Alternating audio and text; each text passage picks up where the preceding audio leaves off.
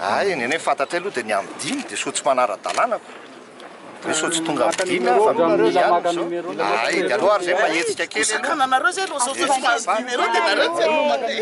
Sakafo iny fa dia tena filoha candidat no fidin'ny présidente Tsiratsira. Eny, mazava ho azy. Lettre avec un grand